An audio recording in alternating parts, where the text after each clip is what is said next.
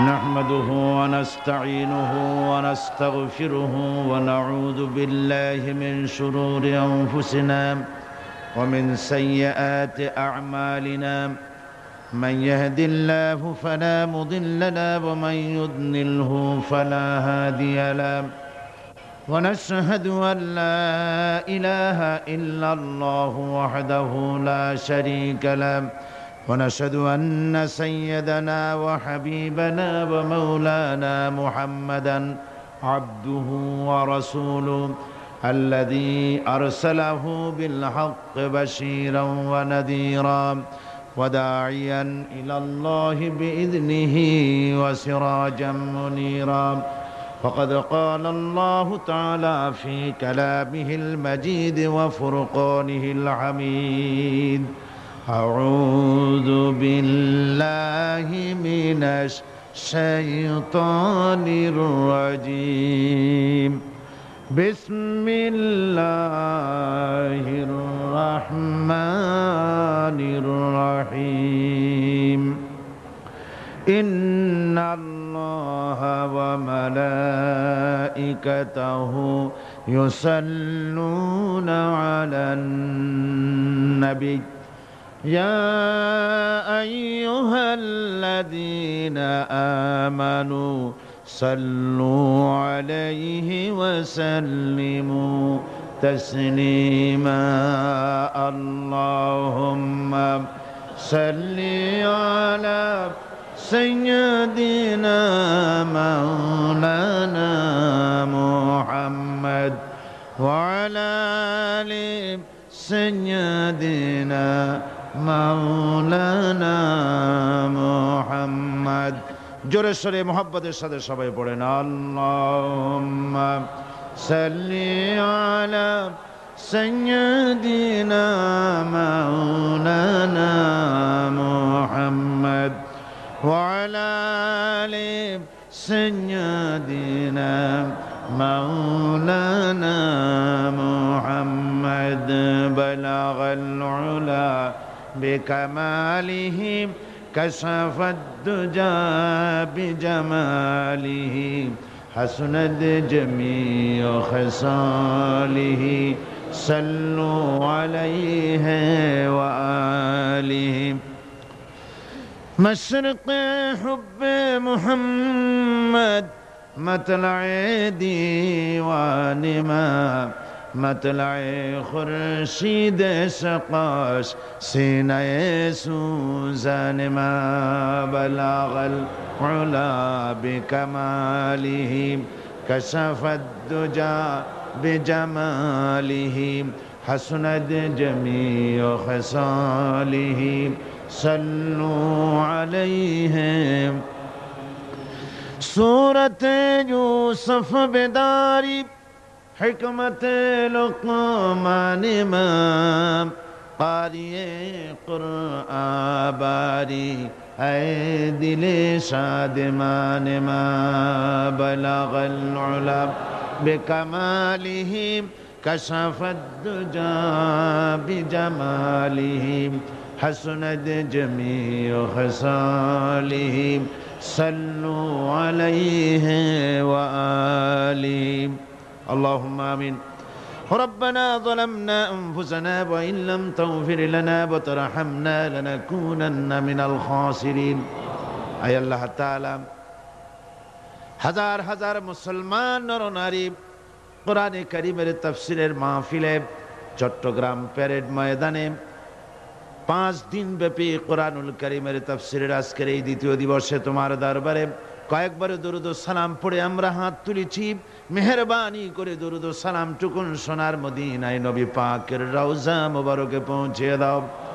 আয় আল্লাহ তাআলা এই মাহফিলের আয়োজন যারা করেছেন আর শোনার জন্য যারা এসেছেন কিয়ামতের দিন মুসিবতের সময় এই মাহফিল সকলের জন্য নাজাতের জরিয়া বানিয়ে দাও আল্লাহ ইয়া রব করম তু अगर करे वो बात दे जुबां को जो दिल पर असर करे रब्बना तक़ब्बल मिन्ना इन्नका अंतस समीउल अलीम व तुब अलैना इन्नका अंतत तव्वाबुर रहीम سبحان ربك رب العزة عما يصفون وسلام على المرسلين الحمد لله رب العالمين. মোহতারাম সদরে জলসা, হাজারাত উলামায়ে কিরাম, সম্মানিত সুধীমণ্ডলী, উপস্থিত আমার দেশি বিদেশি ইসলাম প্রিয় মুসলিম ভাই ও বোনেরা, আসসালামু আলাইকুম ওয়া রাহমাতুল্লাহি ওয়া বারাকাতুহু। বিসমিল্লাহির রহমানির রহিম। وَإِذْ قَالَ عِيسَى ابْنُ مَرْيَمَ يَا بَنِي إِسْرَائِيلَ إِنِّي رَسُولُ اللَّهِ إِلَيْكُمْ مُصَدِّقًا لِمَا بَيْنَ يَدَيَّ مِنَ التوراة ومبشرا برسول يأتي من بعد اسمه أحمد فلما جاءهم بالبينات قالوا هذا سحر مبين صدق الله العظيم। আল্লাহ পাক বলছেন, স্মরণ করো সেই সময়ের কথা যখন ঈসা আলাইহিস সালাম, মরিয়ম পুত্র ঈসা, তিনি বলেছিলেন, হে বনি ইসরাইল, ইন্নী রাসূলুল্লাহি ইলাইকুম মুসাদ্দিকান লিমা বাইনা ইয়াদাইয়া মিনাত তাওরাত, আমি আল্লাহর পক্ষ থেকে তোমাদের জন্য রাসূল হয়ে প্রেরিত হয়েছি এবং আমার পূর্বে নাজিলকৃত তাওরাতের সত্যতা বিধানকারী হিসেবে আমি নাজিল হয়েছি। ওয়া মুবাশশিরাম বিরাসূলিন ইয়াতি মিন বা'দি ইসমুহু আহমদ, আর আমি সুসংবাদদাতা সেই রাসূলের যিনি আমার পরে আসবেন, যার নাম হবে আহমদ। ফালাম্মা জাআহুম বিল বাইয়িনাতি ক্বালু হাযা সিহরুম মুবিন, আর প্রকৃতপক্ষে যখন তিনি স্পষ্ট দলিল নিয়ে, প্রমাণাদি নিয়ে যখন তাদের সামনে এলো, তারা বলল, এটা তো সুস্পষ্ট প্রতারণা বা সুস্পষ্ট এক প্রতারক। এ হচ্ছে আয়াতে কারিমার শাব্দিক তর্জমা। অর্থাৎ ঈসা আলাইহিস সালাম একথা বলতে চাইলেন। আল্লাহ পাক বলছেন, মরিয়ম পুত্র ঈসা বলেছেন যে আমি কোন নতুন রসুল নই। ইন্নী রাসূলুল্লাহি ইলাইকুম, আমি তোমাদের কাছে রসুল হিসেবে প্রেরিত হয়েছি। এ কথার দ্বারা তিনি বুঝাতে চান যে আমি কোন নতুন অথবা কোন অভিনব নবী নহি। এ নবুয়তের সিলসিলা আগের থেকে চালু হয়েছে, তার এক ধারাক্রম, তার এই ক্রমধারায় আমিও একজন নবী হিসেবে পৃথিবীতে এসেছি। আর আমি তাওরাতের প্রত্যাখ্যানকারী নই, আমি তাওরাতের সত্যতা ঘোষণাকারী হিসেবে এই পৃথিবীতে এসেছি। পয়গম্বরদের নিয়ম হচ্ছে, চিরকাল তারা আগের পয়গম্বরের দাওয়াতের স্বীকৃতি দিয়েছেন, দাওয়াতকে তারা অস্বীকার করেন নাই। আগের পয়গম্বরের দাওয়াতকে তারা স্বীকৃতি দিয়েছেন, বলেছেন। আর দ্বিতীয় অর্থ হচ্ছে যে আমার সম্পর্কে যে আগামনী বাণী শোনানো হয়েছে, সেই তারই বাস্তব রূপ নিয়ে আমি পৃথিবীতে এসেছি। আমার সাথে বিরোধিতা করার কোনো যুক্তি নাই। কিন্তু বনি ইসরাইলেরা হযরত ঈসা আলাইহিস সালামের দাওয়াত গ্রহণ না করে তার উল্টোটাই করল। তারা কি করল? তারা হযরত ঈসা আলাইহিস সালামকে আল্লাহর পুত্র বানিয়ে ছাড়লো। হযরত ঈসা বললেন, আমি হচ্ছে আল্লাহর রাসূল, আর তারা বানালো আল্লাহর ছেলে। নাউযুবিল্লাহি মিন যালিক। কোরআনে কারীমে রব্বুল আলামিন বলেন, নাসারারা বলছে, ওয়াকালাতিন নাসারাল মাসীহ ইবনুল্লাহ, মাসীহ হচ্ছে আল্লাহর পুত্র। সবাই বলুন নাউযুবিল্লাহ। ওরা একদিকে ঈসা আলাইহিস সালামকে আল্লাহর পুত্র বানালো, আবার অন্যদিকে তারা মসিহকে শুধু আল্লাহর পুত্র নয়, তারা আবার তাদের একটি দল হযরত ঈসা আলাইহিস সালামকে সরাসরি তাকে আল্লাহই বানিয়ে ফেললো। কোরআনে কারীমে রব্বুল আলামিন বলছেন, লাকাদ কাফারাল্লাযীনা ক্বালু ইন্নাল্লাহু হুয়াল মাসীহু ইবনু মারইয়াম ওয়া ক্বালাল মাসীহু ইয়া বানী ইসরাঈল উ'বুদুল্লাহা রাব্বী ওয়া রাব্বুকুম। হযরত ঈসা আলাইহিস সালাম তিনি ঘোষণা করেছেন, মারিয়াম পুত্র হযরত ঈসা বলেছেন যে আল্লাহ পাক বলছেন যে কাফেররা এই তারাই কুফরি করেছে যারা ঈসা আলাইহিস সালামকে বলেছে আল্লাহ, অথচ ঈসা আলাইহিস সালাম বলেছেন উ'বুদুল্লাহ রাব্বী ওয়া রাব্বিকুম। হযরত ঈসা বলেছেন যে সেই আল্লাহর গোলামি করো, সেই আল্লাহর দাসত্ব করো যিনি তোমাদেরও রব এবং আমাদেরও রব, যিনি আমারও আল্লাহ এবং তোমাদেরও আল্লাহ, সেই আল্লাহ পাকের গোলামি জীবনের সকল ক্ষেত্রে করো, এ কথা বলে দিয়েছেন হযরতে ঈসা আলাইহিস সালাম। এরপরে হযরত ঈসা এরপরে ঘোষণা করেছেন, ওয়া মুবাশশিরাম বিরাসূলিন ইয়াতি মিন বা'দ ইসমুহু আহমদ, এবং আমি সুসংবাদ দাতা সেই রাসূলের যিনি আমার পরে আসবেন, আর তার নাম হবে আহমদ। এই আয়াতটি কোরআনে কারীমের এটি একটি গুরুত্বপূর্ণ আয়াত, এবং এই আয়াত দিয়ে ইসলাম বিরোধীরা নানান ধরনের সন্দেহের সৃষ্টি করেছে এবং বিতর্কের সৃষ্টি করেছে পৃথিবীতে।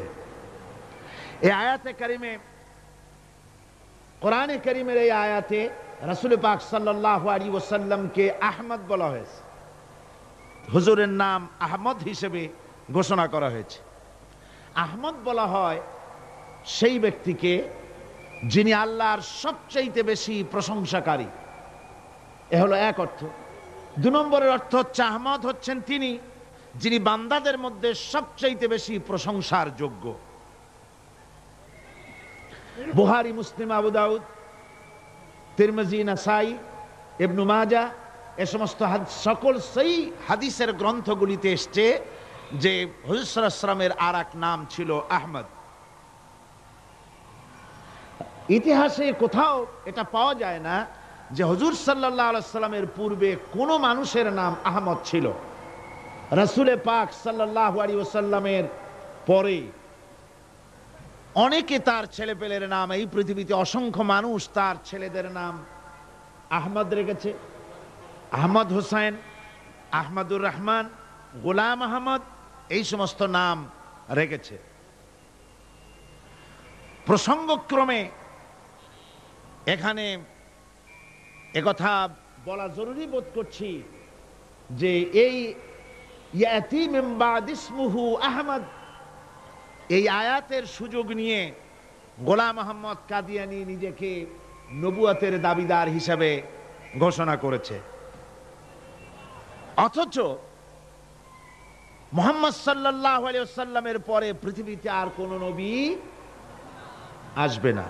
আল্লাহ পাক কোরআনে কারীমে পরিষ্কার বলেছেন, মা কানা মুহাম্মাদুন আবা আহাদিম মির রিজালিকুম ওয়ালাকিন রাসূলুল্লাহি ওয়া খাতামান নাবিয়্যিন।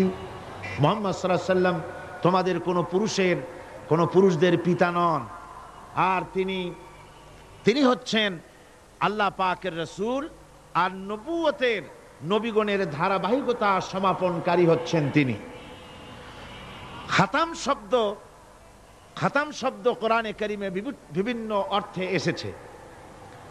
এর এক অর্থ হচ্ছে মোহর, এক অর্থ হচ্ছে মুখ বন্ধ করা, এক অর্থ হচ্ছে সিল। এরকম বিভিন্ন অর্থে কোরআনে কারীমের মধ্যে খাতাম শব্দ এসেছে। যেমন এক জায়গায় এসেছে ওয়ায়ুসকাউনা মির রাহিকিম মাখতুম, অর্থাৎ জান্নাতি লোকদেরকে উত্তম ভাবে মুখবন্ধ শরাব পান করতে দেওয়া হবে। যার মুখ বন্ধ থাকবে। খিতামহু মিস্ক, তা থাকবে মিস্ক দিয়ে, মিস্কের সিল লাগানো থাকবে। এখানে সিল এবং মোহর হিসেবে খিতাম শব্দকে ব্যবহার করা হয়েছে। আবার সূরা ইয়াসিনের ভিতরে এই খাতাম শব্দ ব্যবহার করা হয়েছে মুখ বন্ধ করে দেওয়া হিসেবে।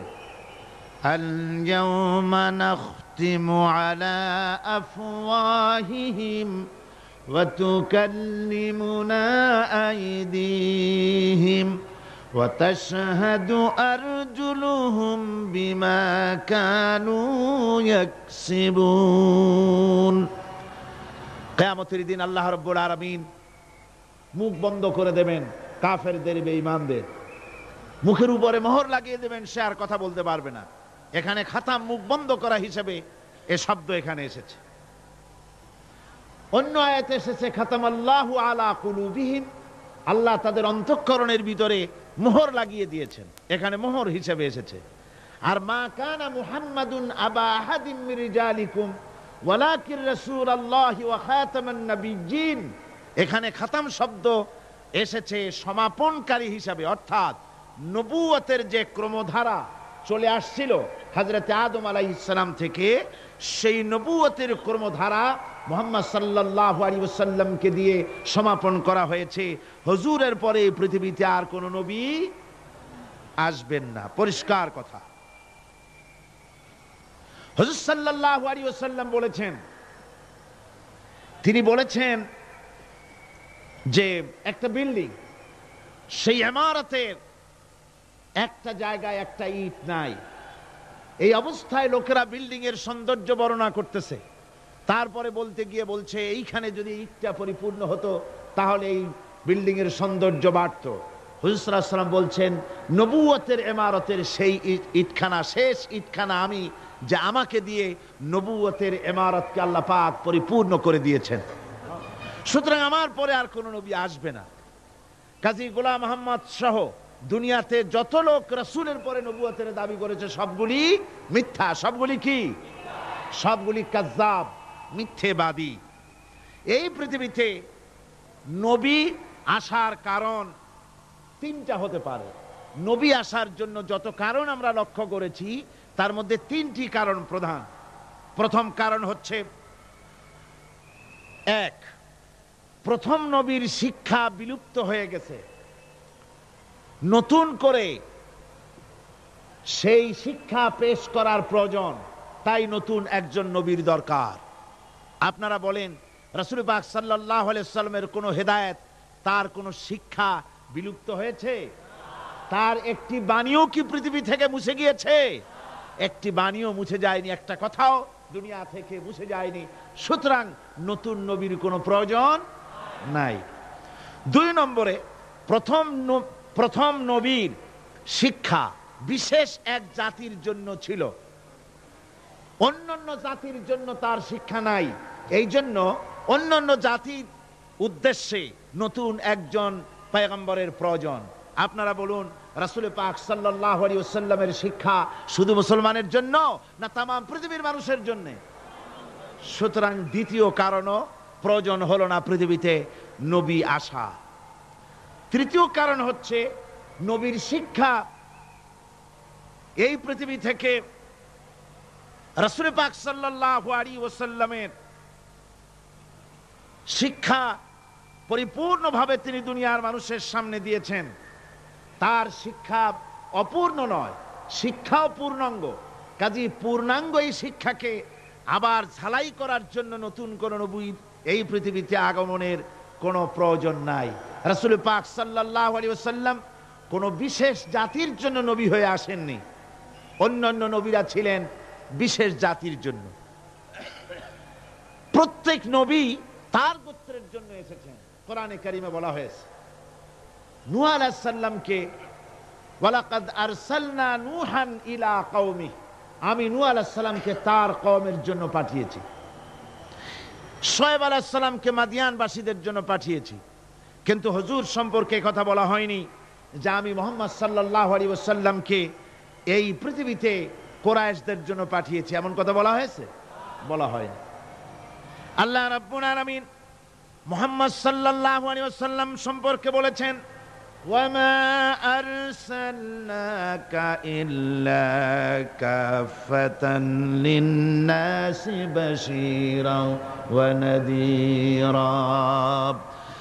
আমি আপনাকে, আল্লাহ বলছেন, আমি ও নবী আপনাকে তাম পৃথিবীর মানুষের জন্য সুসংবাদ প্রদানকারী এবং ভীতি প্রদর্শনকারী হিসাবে পাঠিয়েছি। শুধুমাত্র এই পৃথিবীর কোন একটি জাতির জন্য আপনাকে পাঠানো হয় নাই।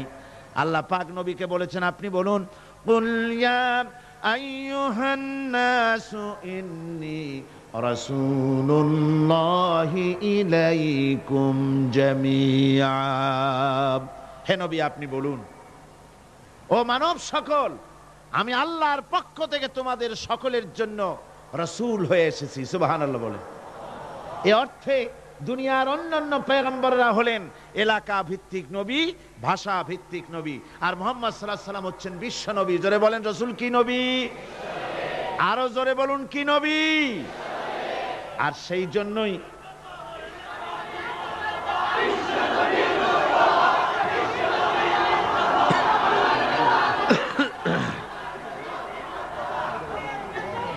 আমার ভাইয়েরা, অন্য আয়াতে আল্লাহ পাক বলছেন, তাবারাকাল্লাযী নাযালাল ফুরকানা আলা আবদিহি লিয়াকুনা লিল আলামিনা নাযীরা।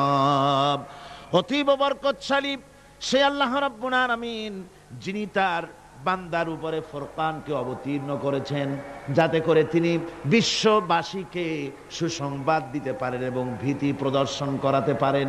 রাসূলকে তার বান্দার উপরে ফুরকান অবতীর্ণ করেছেন। বান্দাকে মুহাম্মদ সাল্লাল্লাহু আলাইহি ওয়াসাল্লাম, বান্দাকে মুহাম্মদ সাল্লাল্লাহু আলাইহি ওয়াসাল্লাম, তার উপরে কোরআন অবতীর্ণ করা হয়েছে। কি কারণে? লিয়াকুনা লিল আলামিনা নাযীরা, যাতে করে বিশ্ববাসীকে তিনি সতর্ক করে দিতে পারেন, পরকাল সম্পর্কে, আল্লাহ সম্পর্কে হুঁশিয়ারি করে দিতে পারেন পৃথিবীর মানুষগুলিকে। এরপরে অন্য আয়াতে আল্লাহ পাক রাসূলকে বলছেন, ওয়ামা আরসালনাকা ইল্লা রাহমাতান লিল আলামিন। নবী হে, আমি আপনাকে সমগ্র সৃষ্টি জগতের জন্য আমি আপনাকে করুণার মূর্ত প্রতীক করে পাঠিয়েছি। সুবহানাল্লাহ। আপনি করুণার মূর্ত প্রতীক। সমস্ত সৃষ্টি জগতের জন্য আমি আপনাকে আমার দয়া হিসাবে, করুণা হিসাবে পাঠিয়েছি। হুজুর সাল্লাল্লাহু আলাইহি ওয়াসাল্লাম বলেছেন, বুইসতু ইলাল আহমারি ওয়াল আসওয়াদ, আমি সাদা কালো জাতি ধর্ম বর্ণ বিশেষে সকলের জন্য আমি নবী হিসাবে এসেছি। হুজুর আলো বলেছেন, কানান নবিয়্যু ইউবাসু ইলা কওমিহি খাসসা ওয়া বুইসতু ইলান নাসি আম্মা। বুখারী ও মুসলিম, বুখারী মুসলিমের হাদিসে এসেছে, রাসূল পাক সাল্লাল্লাহু আলাইহি ওয়াসাল্লাম বলেছেন, দুনিয়ার সমস্ত পয়গম্বররা এসেছেন নিজের কওমের জন্য, আর আমি এসেছি গোটা পৃথিবীর সকল মানুষের জন্য নবী হয়ে। সুবহানাল্লাহি বিহামদিহি। সুতরাং মুহাম্মদ সাল্লাল্লাহু আলাইহি ওয়াসাল্লাম হচ্ছেন বিশ্ব নবী। তারপরে আর কোন নবী এই পৃথিবীতে আসবে না। আর কোন নবী আসবেন? এই পৃথিবীতে আর কোন নবী আসবেন না। হুজুর সাল্লাল্লাহু আলাইহি ওয়াসাল্লাম অন্য হাদিসে বলেছেন, তিরমিজি শরীফের হাদিসে এটা এসেছে, ক্বালা রাসূলুল্লাহ সাল্লাল্লাহু আলাইহি ওয়াসাল্লাম আন্না রিসালাতা ওয়ান নবুওয়া কাদ ইনকাতাত ফালা রাসূলা বাদি ওয়ালা নবুওয়া। রিসালাতের সিলসিলা কাট অফ হয়ে গিয়েছে।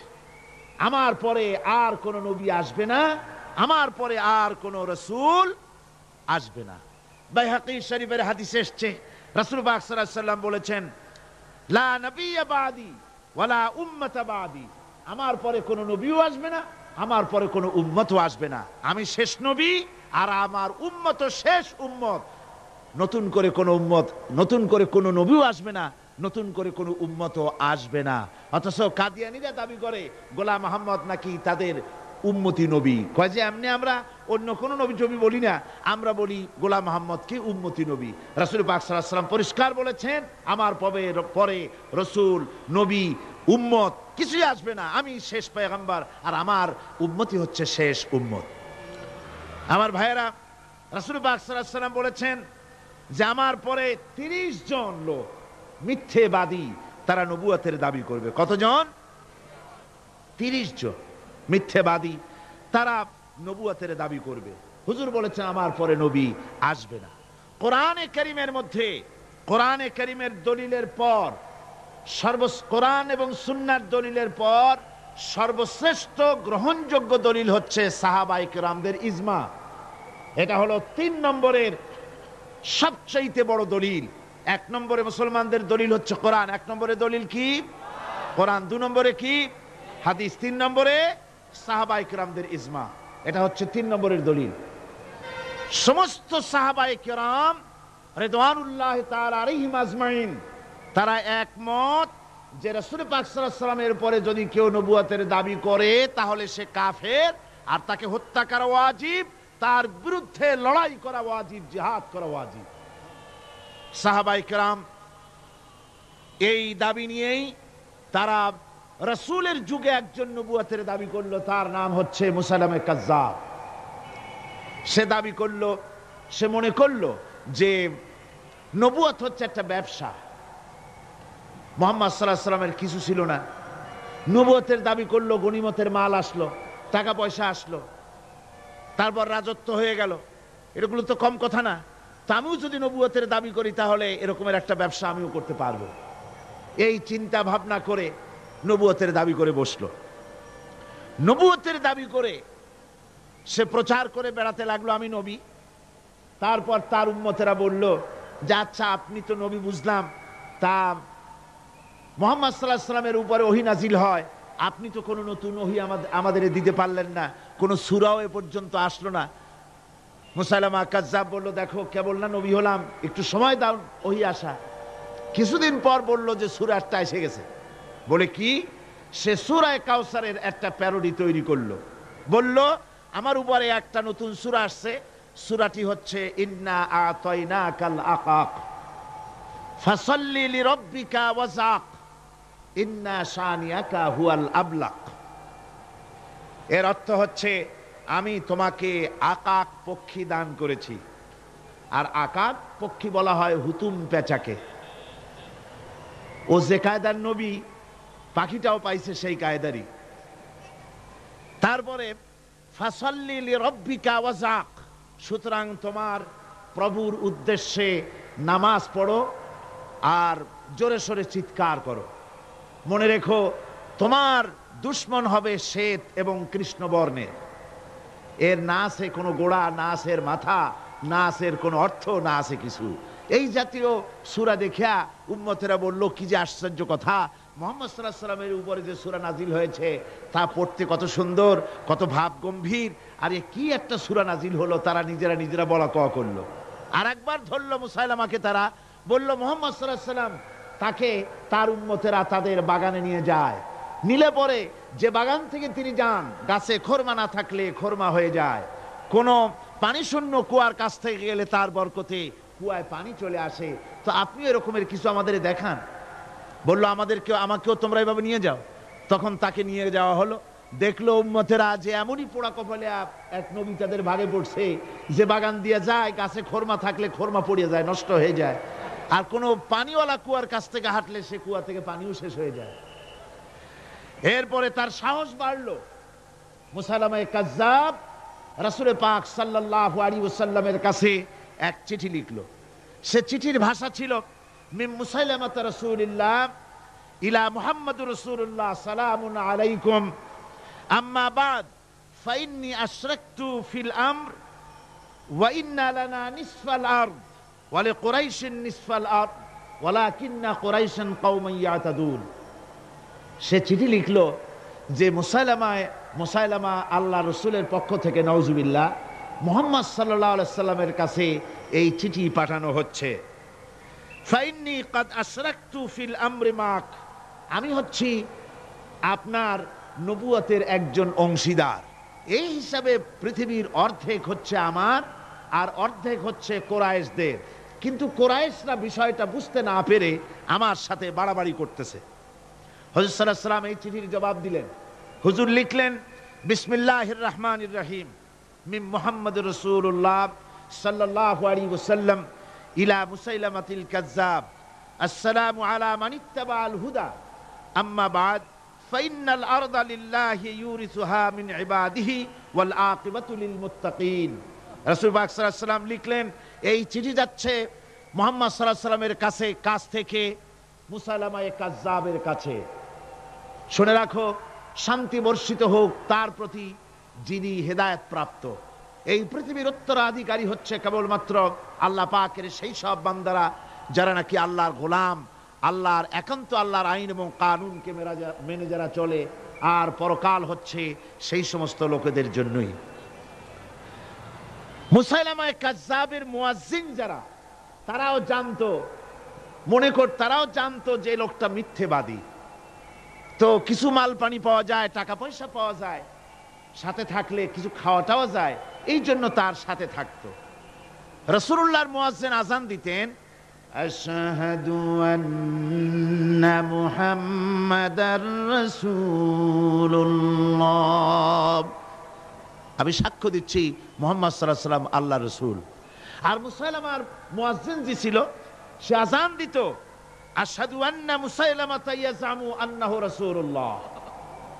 ও বলতো, আযান দিত এই কথা বলে যে আমি সাক্ষ্য দিচ্ছি মুসাইলামা মনে করে যে সে আল্লাহর রাসূল। আমার ভাইরা, এরপরে মুসাইলামা কাযযাবের বিরুদ্ধে হযরত আবু বকর সিদ্দিক রাদিয়াল্লাহু তাআলা আনহু 40,000 লোকের একটা বিশাল বাহিনী, সাহাবায়ে কেরামদের এক বিশাল বাহিনী পাঠিয়ে দিলেন মুসাইলামা কাযযাবের বিরুদ্ধে লড়াই করার জন্য।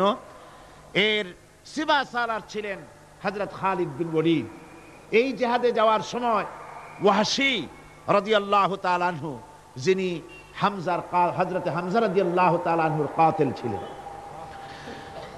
হুজুর সাল্লাল্লাহু আলাইহি ওয়াসাল্লাম ফতে মক্কার দিনে সকলকে ক্ষমা করে দিয়েছিলেন, কিন্তু 5 জন নারী আর 6 জন পুরুষ সম্পর্কে বলেছিলেন এদেরকে যেখানে পাও সেখানে হত্যা করো।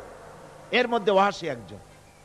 ওয়াহশী বুঝতে পেরেছি মুহাম্মদ সাল্লাল্লাহু আলাইহি ওয়াসাল্লাম আল্লাহর রহমত, করুণার নবী, দয়ার নবী, তার কাছে যদি আমি যেতে পারি তাহলে তিনি আমার সম্পর্কে, যদি তার সামনে যেতে পারি তাহলে তার কঠোর মনোভাব আমার প্রতি নরম হয়ে যাবে। এই মনে করে সাহাবায়ে কেরামদের চোখ এড়ায়া তিনি হুজুরের সামনে গিয়ে হাজির হয়ে গেলেন। হুজুর তাকে দেখি বললেন, তোমার নাম না ওয়াহশী? তিনি বললেন, হ্যাঁ আমার নাম ওয়াহশী। হুজুর বললেন, তুমি আমার চাচাকে শহীদ করেছো? ওয়াহশী বললেন, জাহালাতের কারণে তা করেছি। হুজুর বললেন, কেমনে শহীদ করেছো আমার চাচাকে, আমার একটু শোনাও। ওয়াহশী বলতে লাগলেন, আমি বল্লম দিয়ে হযরতে হামজার শরীরকে এফোড় ওপড় করে দিয়েছি, তারপরে তার বুককে খঞ্জর দিয়ে ফেড়ে বুকের ভিতর থেকে কলিজাটা বের করে নিয়ে আমি হাতে দিয়ে দিয়েছি হেন্দাই কলেজা চিবিয়ে চিবিয়ে খেস। রাসূল পাক সাল্লাল্লাহু আলাইহি ওয়াসাল্লাম, হাদিস শরীফে এসেছে, ওয়াহশীর বর্ণনা যখন তিনি শুনতেছিলেন রাসূলের চোখ থেকে তখন পানি পড়ে দাড়ি মোবারক ভিজে ভিজে পড়তেছিল। ঘটনা শোনার পর রাসূলুল্লাহ বললেন, ওয়াহশী তুমি কি চাও? ওয়াহশী বললেন, আমি ইসলাম কবুল করতে চাই। হুজুর তাকে মুসলমান বানালেন। বললেন, তুমি মুসলমান হলে কিন্তু সব সময় তুমি আমার সামনে আসবে না, তার কারণ তোমাকে দেখলে পরে আমার মনের ভিতরে আমার চাচার কথা মনে উঠে যাবে। আমি আমার আব্বাকে পাই নাই, আব্বার স্নেহ যত্ন আমার কিসমতে তেমন হয় নাই। আমার চাচা হামজা আমাকে পিতার মতো করে আমাকে স্নেহ করেছে, তোমাকে দেখলে পরে তার কথা মনে পড়বে, সুতরাং তুমি সবসময় আমার সামনে আসবে না। ওয়াহশী সেদিন শপথ নিয়েছিলেন, রব্বুল আলামিন, আমি জাহালাতের কারণে যেই বল্লম দিয়ে একজন শ্রেষ্ঠ সন্তানকে আমি শহীদ করে ফেলেছিলাম, আমি বুঝতে পারি নাই, ওই বল্লমটা আমি হেফাজতে রেখে দিয়েছি।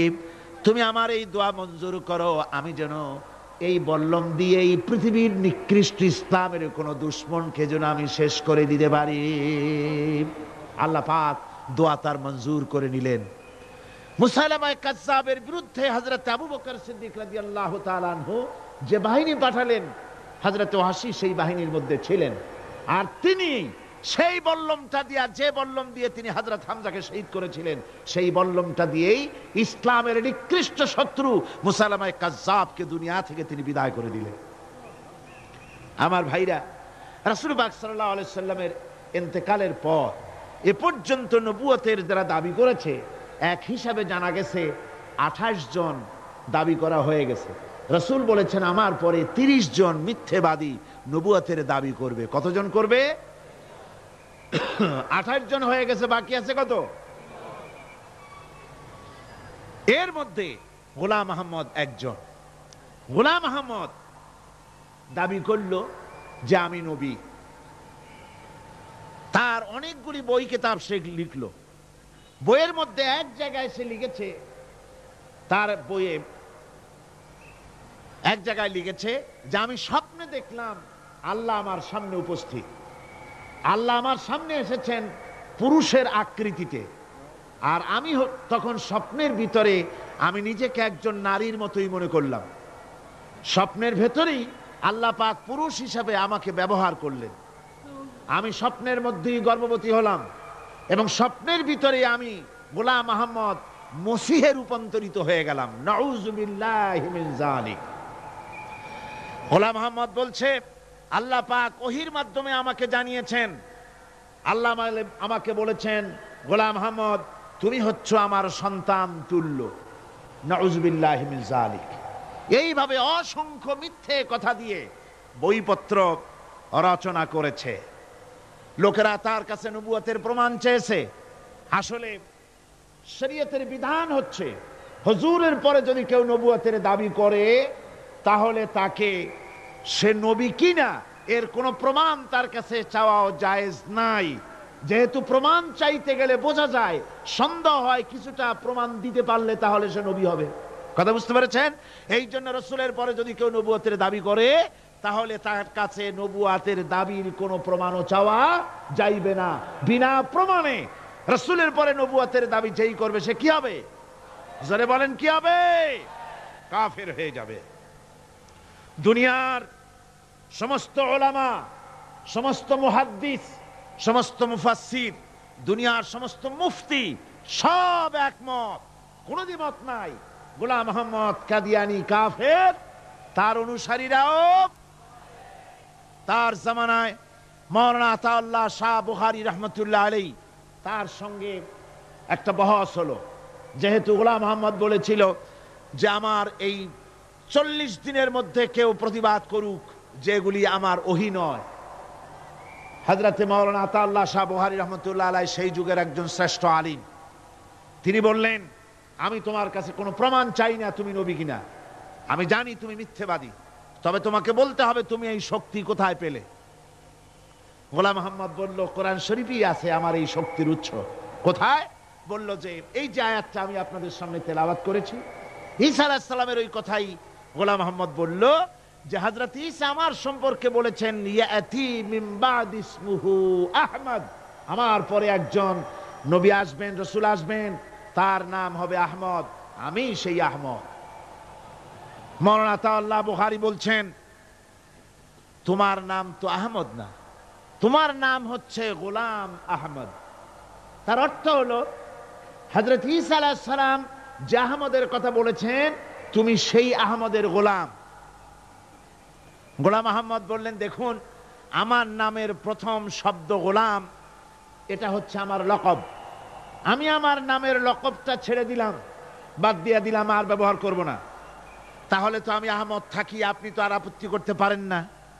মাওলানা বুখারী বললেন নামের প্রথম শব্দ বাদ দেওয়া যদি জায়েজ হয় তাহলে তোমার ফতোয়া দিয়ে আমার নামের প্রথম শব্দ বাদ দিয়া দিলাম।